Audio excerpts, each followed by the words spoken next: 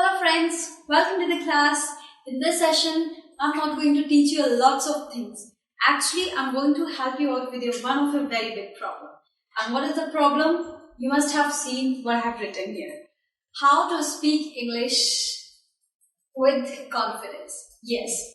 So, first I'd like to mention you that to speak a good English, we already need to make ourselves expert in three things. That is confidence, confidence and confidence. Yes, confidence is something that you really need to build up in yourself so that you could speak a good English. So, all the solution of one problem is only that having a lot of confidence in yourself so that you could deliver the English language in a proper manner. So here I have prepared few tips for you that may help you to speak English confidently. I'll start with the first one which I have written. Practice out loud by yourself. Alright, when we talk about getting confidence something, so what do you think it is confidence is all about? You speak a very good language, your native language, which is Hindi. Why? Because you're very confident about that. You don't need to put a lot of effort in speaking a good Hindi. Right? Because that language is your habit. Yes. So something which is our habit, we do very much in a regular manner. So that's why it helps to create our confidence in a proper manner. So just because we are not habitual speaking English much, so that's why we are lacking in confidence also very much. So practice out loud. That will help your tongue to speak more and more English language. Yes. I know you are very much sufficient in understanding this language, in reading, in writing, in every area you are very much expert. But just because your tongue is not prepared, your tongue is not habitual of speaking this language, so that's why your mind is also getting very nervous and you are not, not feeling very much confident about delivering the language. So practicing out loud means something you are reading, make it loud.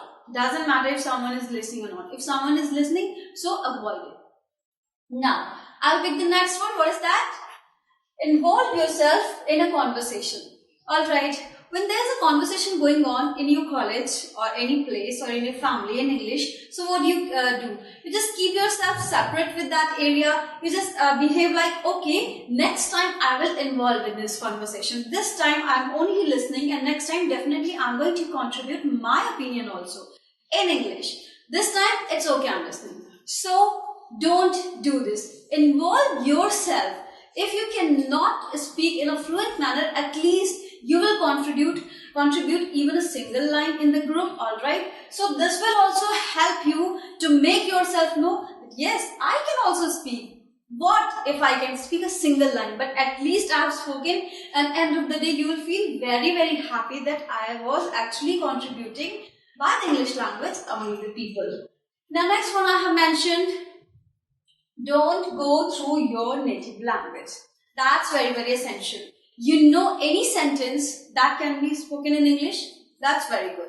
But once you're depending completely on your native language, what do? You just form a sentence in your mind and then deliver. Suppose your native language is Hindi. Not suppose, we all know that native language is Hindi. So if in Hindi language, we can create any sentence like, मुझे अभी पढ़ाई करने का मन नहीं कर रहा है. That's a language, that's a sentence in Hindi. So, the sentence has come in my mind. Now, I will land on English and will try to form a sentence. Suppose the translation has gone wrong, so we just refuse an idea of speaking the same sentence in English. Why do we do that? Because I'm completely depending on my native language. So, that should be also avoided. Right? Just go for the straight sentence. The right sentence for this Hindi sentence can be that I'm not feeling like to study right this time. But if you are going for the translation, this cannot be formed. You will translate something else and the translation has not gone right. So, you will be definitely refusing the idea. So, this one is also something we should not do. Now, I'll jump on the next one, which is go slow for the flow. Yes. In the initial time, once you have started speaking in English language, just go slow. Who told you to be rapid and be fluent? Don't go for that. You are trying to build your confidence that yes, at least I am speaking another language. I have made myself expert in delivering my opinion in English also. What happens if you are talking in a slow manner? Nobody asked you to be very much fluent and rapid with the language.